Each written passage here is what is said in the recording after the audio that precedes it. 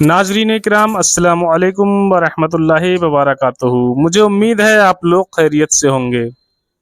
आज हम मुफ्ती सलमान अज़हरी साहब का बयान सुनेंगे, तो चलिए वीडियो शुरू करते हैं। कुरान पाक इलाज भी है, शिफा भी है, दवा भी है, रिस्क भी है, रहमत भी है। अज़ीज़ान गिरामी, मेरे आका सल्लल्लाहु तआला अलैहि वसल्लम ने फरमाया, अहादीस के चंद जुमले मैं आपके सामने रख दूं।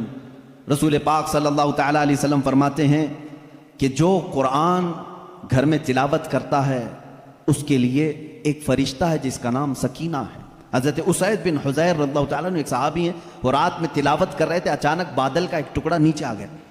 बादल का टुकड़ा कभी नीचे आपने देखा नहीं होगा, उसमें क्या होता है मालूम है? जैसे फ्रिज खोलने के बाद बहुत तेज शबनम जैसी ठंडक रहती है, इस तरह बादलों को कुछ जमी हुए पानी और बर्फ जैसी चीजें घेरी हुई रहती है। एक टुकड़ा उनके ऊपर आ गया। हज़रत उसैद डर गए, उनका घोड़ा हिनहिनाने लगा, तो तेजी से उछल कूद करने लगा, और वो कुरान पढ़ रहे थे उस वक्त। और उन्होंने कुरान छोड़ दिया और सुबह हुजूर अकरम सल्लल्लाहु अलैहि वसल्लम के दरबार में आए, कहा या रसूल अल्लाह सल्लल्लाहु अलैहि वसल्लम, मुझे डर लग रहा है, रात को मैं छत पर बैठकर कुरान पढ़ रहा था, सिर्फ मेरी बीवी है और मेरे घर में एक घोड़ा है, मुझे डर ये लगा कि आसमान से कुछ बरस जाएगा और मैं हिलाक हो जाऊंगा। बादल का टुकड़ा यहां तक आ गया था, सर तक आ गया था, और मेरा घोड़ा भी देख करके हिनहिनाने लगा, उछल कूद करने लगा, ये क्या मामला है? अल्लाह के हबीब सल्लल्लाहु तआला अलैहि वसल्लम ने फरमाया, मुस्कुराया, कहा उसैद तिलावत छोड़ क्यों दिया? और पढ़ते रहते हैं, इसलिए कि वो फरिश्ता है जिसे कुरान सुनने का बहुत शौक है। जब भी कोई कुरान तिलावत करता है तो आसमानों से उतर आता है। यहां तक कि मेरे आका सल्लल्लाहु अलैहि वसल्लम ने फरमाया, फजर की नमाज में आओ, अपने मुंह साफ करके आओ, अपने मुंह की बदबू निकाल करके आओ। पूछा क्यों? फरमाते हैं मेरे आका सल्लल्लाहु अलैहि वसल्लम, जब तुम नमाजों में कुरान की तिलावत करते हो, कुछ ऐसे फरिश्ते हैं वो अपना मुंह तुम्हारे मुंह से लगा देते हैं, तो मुंह की बदबू ना हो, फरिश्तों को तकलीफ ना हो, इसलिए कि वो कुरान सुनने के शौकीन हैं। जब तुम तिलावत करते हो तो वो उतर जाते हैं और तुम्हारे मुंह से अपना मुंह लगा लेते हैं। कुरान की ये बरकत है मेरे अजीजों, दूसरी किताबों के लिए कहीं ऐसी फजीलत नहीं मिलती। ये तो मैं दायरा इस्लाम में मौजूद मेरे आका सल्लल्लाहु तआला अलैहि वसल्लम की बताई हुई हदीसें आपको पहले बता रहा हूं। मैं फिर दुनियावी मामलात में भी आऊंगा कि कुरान कहां कहां हमारी रहनुमाई करता है। पहले तो हम अपने दायरे में देखें, हम छोड़े हुए हैं ना इसको। इकबाल ने कहा था, वो जमाने में मुअज़्ज़ज़ थे मुसलमान होकर, आज तुम खार हुए हो तारीके कुरान होकर। आज तुम खार हुए हो तारीके कुरान होकर, कुरान छोड़ करके ही जलील हुए हैं, बाकी और कोई वजह नहीं है। अल्लाह तबारक व तआला ने जो मुकद्दस चीज़ तुम्हारे लिए उतारी, पिछली उम्मतों को कभी ये चीज़ नहीं मिली। कुरान जैसी बरकत किसी उम्मत को नहीं मिली जो उम्मत मुस्तफ़ा सल्लल्लाहु अलैहि वसल्लम को मिली। तौरात आई है, इंजील आई है, ज़बूर आई है, सबको मालूम है ना, आसमानी किताबें आई। जाओ ऐ मुसलमानों, ढूंढ करके लाओ तौरात का एक नुस्खा जो मूसा अलैहिस्सलाम पर उतरा था, ढूंढ करके ले आओ इंजील का एक नुस्खा कि जो ईसा अलैहिस्सलाम पर उतरा था, ज़बूर का एक नुस्खा लेकर करके आओ। आज वो किताबें नापैद हैं, और अगर हैं तो उसमें इख्तिलाफ। खुद ईसाइयों के यहाँ 4 किस्म की इंजीलें पाई जाती हैं, यहूदियों के यहाँ तौरात ओल्ड टेस्टामेंट में, यूनान वालों का अलग, फलां जगह का अलग, जर्मनी के अलग, यूके के अलग, अमेरिका के अलग। जाकर के देखोगे तो उनके नुस्खों में अलग अलग तब्दीलियां हैं। ज़बूर नाम की जो किताब थी दाऊद अलैहिस्सलाम पर, वो कहाँ है? उसकी कितनी आयतें गायब, किसी को नहीं पता। लेकिन दुनिया में अगर खालिद हमेशा रहने वाली कोई किताब है तो कुरान मुक़द्दस है। तुम जाओ अमेरिका में भी तुम्हें यही कुरान मिलेगा जो सूरह फातिहा से शुरू हो रहा है, अरब में जाओ यही कुरान मिलेगा जो वन्नास पे ख़त्म हो रहा हो, हिंदुस्तान में आओ यही कुरान मिलेगा जिसके दरमियान में सूरह कहफ है। कहीं पर भी जाओ कुरान उसी तरह से आज मौजूद है। तुम्हें डरने की ज़रूरत है मुसलमानों, कुरान कहीं ज़ाया नहीं होगा, कहीं ज़ाया नहीं होगा। आज कुछ लोग ये सोचते हैं कि कुरान को हम मिटा देंगे, खाक मिटा देंगे, खाक मिटा देंगे। तुम जैसे बहुत आए, तुम्हारे से बड़े बड़े बल्कि सड़े सड़े भी आए, कुरान का कुछ नहीं कर सके, इसलिए कि इसके हिफाजत की जिम्मेदारी खुद अल्लाह ने ली है। कुरान में खुद फरमाता है, इन्ना नहनु नज़्ज़लना ज़िक्र व इन्ना लहु लहाफ़िज़ून, हमने ही कुरान को उतारा है और हम ही इसकी हिफाजत करने वाले हैं। अब अल्लाह के जिम्मे में है, इसीलिए कुरान की हिफाजत का जिम्मा उम्मत को नहीं दिया गया, वरना यही हाल होता जैसे पहले की उम्मतों ने किया عیسائی علماء کیا کرتے تھے؟ امیروں کے لیے الگ آیتیں بتاتے تھے، غریبوں کو الگ آیتیں بتاتے تھے، پیسہ لیتے تھے، آیتیں بدل دیتے تھے۔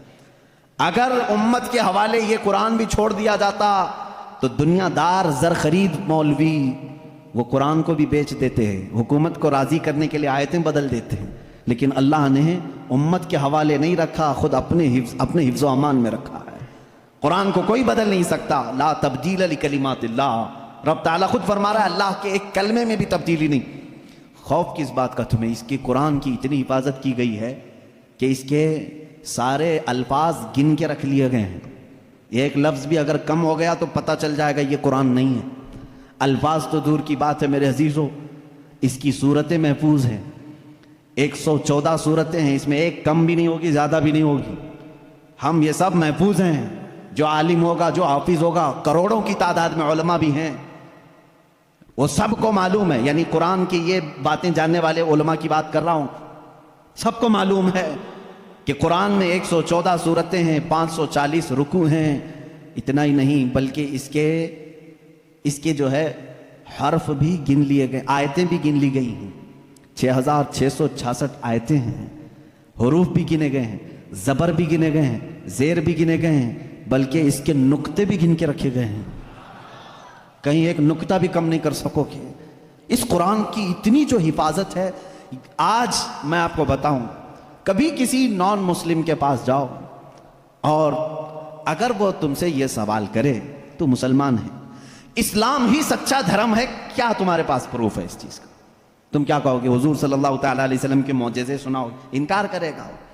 میرے آقا صلی اللہ تعالیٰ علیہ وسلم نے چاند کے 2 ٹکڑے فرمائے، سورج کو پلٹا دیا، بہت سارے معجزے ہیں، وہ کہے گا میں نہیں مانتا ان چیزوں کو، وہ اس زمانے میں تھے، میں کہاں دیکھا ہوں۔ اگر تم اس کے سامنے اسلام کی عظیم فتوحات کو دکھاؤ گے، وہ کہے گا میں نہیں مانتا، یہ سب کہانیاں ہوں گی، ہمارے بھی بھگوانوں کے ذکر اس طرح سے کیے گئے ہیں، اسی طرح کی باتیں ہمارے پاس بھی موجود ہیں، ہر کوئی کہے گا۔ تمہارے پاس اگر اپنے حق ہونے کی کوئی علامت آج بھی موجود ہے تو صرف قرآن پاک ہے۔ اسے کہو میرے سچے مذہب پر اور اچھے مذہب پر قائم ہونے کی سب سے بڑی دلیل، سب سے بڑا پروف قرآن ہے، لا کر کے دکھاؤ اس طرح کی کوئی دوسری کتاب کسی کے پاس ہو۔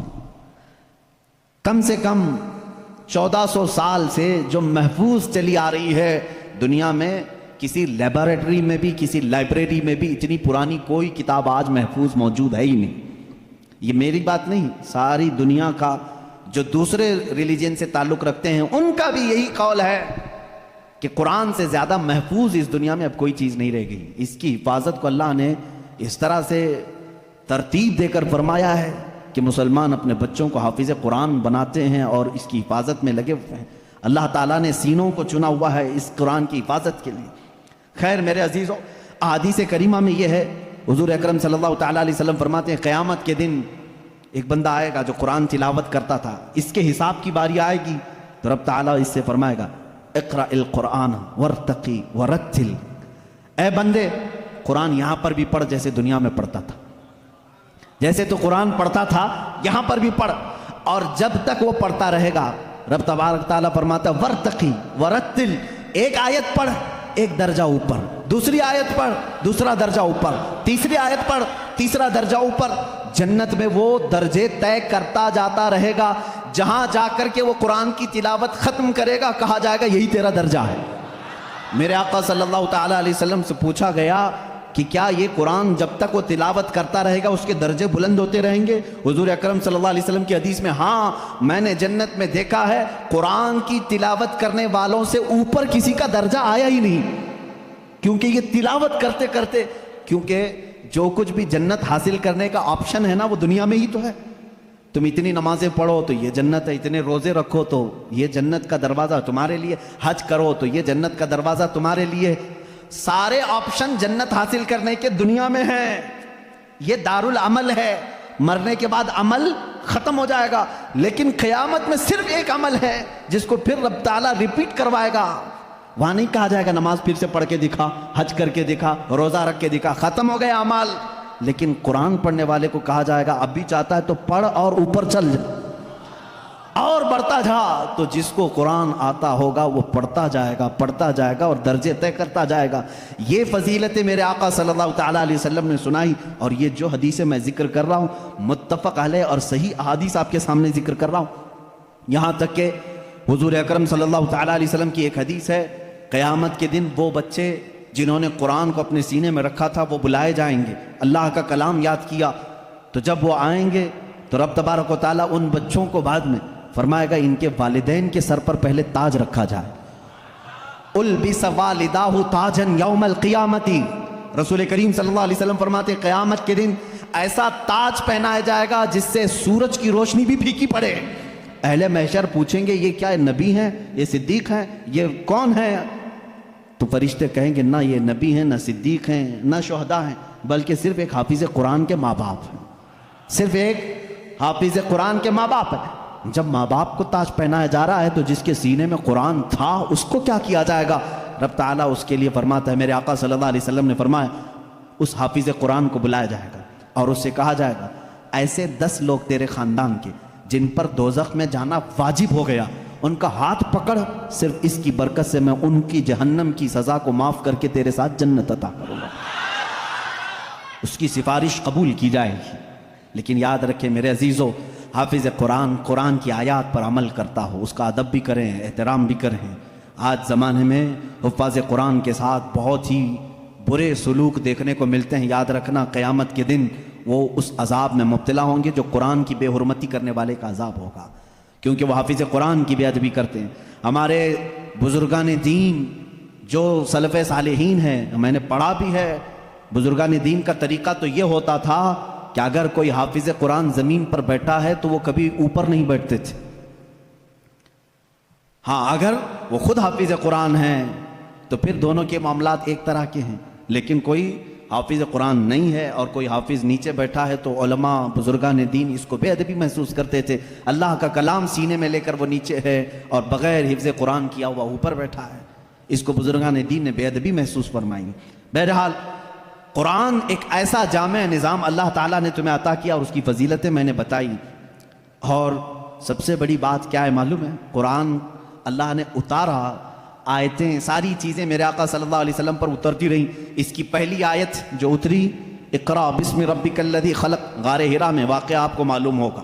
میرے آقا صلی اللہ تعالیٰ علیہ وسلم پہاڑ پر ایک غار ہے، آج بھی مکہ کے کنارے غار حرا اس کو کہتے ہیں، جبل نور، وہاں پر عبادت کے لیے جایا کرتے تھے۔ جبرائیل امین ایک رات آئے اور روایات یہ بتاتی ہیں کہ وہ 17 رمضان المبارک کی رات تھی۔ آ کر کے انہوں نے حضور اکرم صلی اللہ علیہ وسلم سے صرف اتنا کہا اقرا، پڑھو۔ آپ صلی اللہ علیہ وسلم نے فرمایا ما انا بقاری، میں نہیں پڑھنے والا۔ بعض بے وقوف اس کا ترجمہ یوں کرتے ہیں مجھے پڑھنا نہیں آتا۔ حضور اکرم صلی اللہ تعالیٰ علیہ وسلم کو پڑھنا نہیں آتا۔ آپ نے جبرائیل امین نے سینے سے سینہ لگایا اور پھر کہا اقرا، کہا پڑھو۔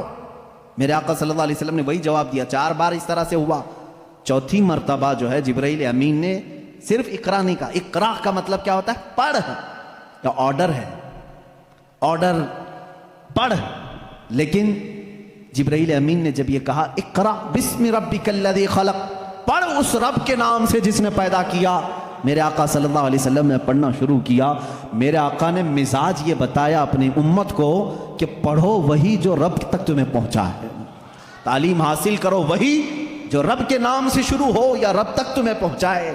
یہ آیتیں یہاں سے شروع ہوئیں اور آیتیں جو ختم ہوئی ہیں اس میں اختلاف ہے۔ بعض علماء نے لکھا ہے کہ الیوم اکملت لکم دینکم، یہ آخری آیت تھی جو حجۃ الوداع میں میرے آقا صلی اللہ علیہ وسلم جب آخری حج میں تھے نازل ہوئی۔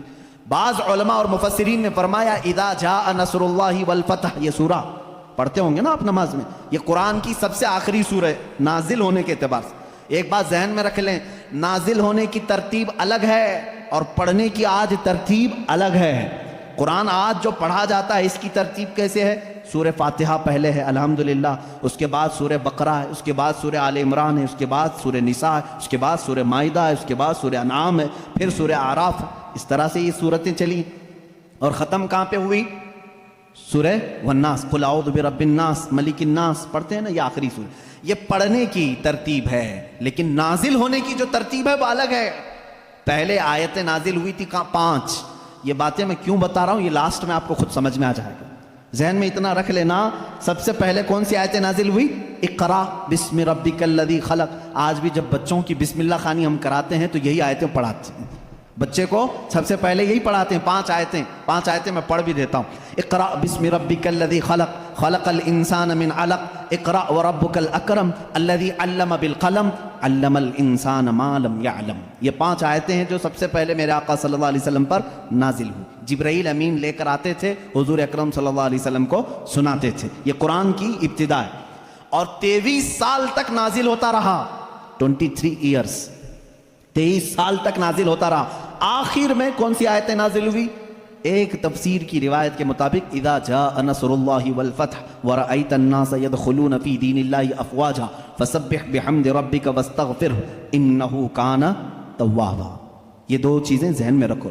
اقرا سب سے پہلے، سورہ اذا جاء نصر اللہ سب سے آخر۔ یہ قرآن کے نزول کا زمانہ میں آپ کو بتاؤں 23 سال تک نازل ہوئی۔ آپ کو میں بتاؤں قرآن اتنے فصیح زبان میں ہے، فصیح کا مطلب لٹریچر جس کو کہتے ہیں، جیسے ایک اردو ہے جو ہم اور آپ بول، یہاں ہبلی کی زبان ہوتی ہے، اس کو فصیح اردو نہیں کہتے، لکھنؤ والے فصیح اردو بولتے ہیں۔ آپ کیسے، اب ہم ظاہر سی بات ہے میں تقریر جو کر رہا ہوں ہو سکتا ہے یہ اردو الگ ہے، ہبلی والی اردو الگ ہے۔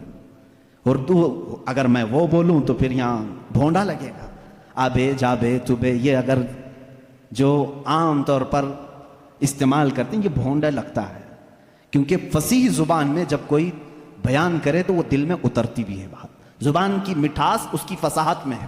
تو عربی زبان میں جو سب سے زیادہ فصیح جملے تھے وہ قرآن میں آئے، ایک بھی ہلکا جملہ نہیں آیا، ایک بھی کمتر جملہ نہیں آیا۔ اب جیسے ایک مثال میں آپ کو بتا دوں، گھٹنا لفظ ہے نا، گھٹنا، گھٹنے ٹیک دینا، لیکن آپ گڑگے بولتے ہیں، ہے کہ نہیں؟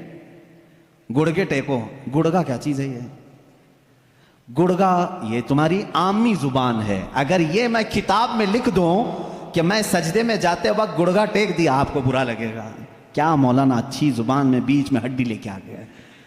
گھٹنا لفظ ہے، گھٹنا یہ فصیح لفظ ہے، اور ایک عام لفظ ہوتا ہے جس کو آپ یوز کر رہے ہیں، سمجھ رہے ہیں؟ اب جیسے جانور کہتے ہیں، جانور ہے نا، اب عام زبان میں کہتے ہیں جناور، یہ فصیح لفظ نہیں ہے، یہ فصیح لفظ نہیں ہے، آپ یوز کر رہے ہیں، لیکن آپ جب آپس میں بات کرتے رہتے ہیں تو اس کو برا بھی نہیں سمجھتے۔ کتنے جناور ایسے ہیں، یہ کیا ہے؟ یہ فصیح اردو نہیں ہے۔ اچھا لڑکا کہتے ہیں، لڑکی کہتے ہیں، یہ فصیح اردو ہے، لڑکا آیا لڑکی آئی، لیکن آپ کہیں چھورا آیا چھوری آئی، یہ کیا ہے؟ چھوکرا آیا چھوکری آئی، اس طرح کے یہ فصاحت میں استعمال نہیں، فصاحت میں استعمال نہیں۔ تو ایسی بہت ساری چیزیں ہیں اردو میں آپ کو سمجھا رہا ہوں۔ جو فصیح ہوتا ہے وہ لٹریچر ہے، اچھی زبان، اور قرآن پورا کا پورا فصیح عربی میں نازل ہوا ہے، ایک حرف بھی ایسا نہیں ہے جو عام لوگ یوز کرتے ہوں، ایک حرف بھی ایسا نہیں۔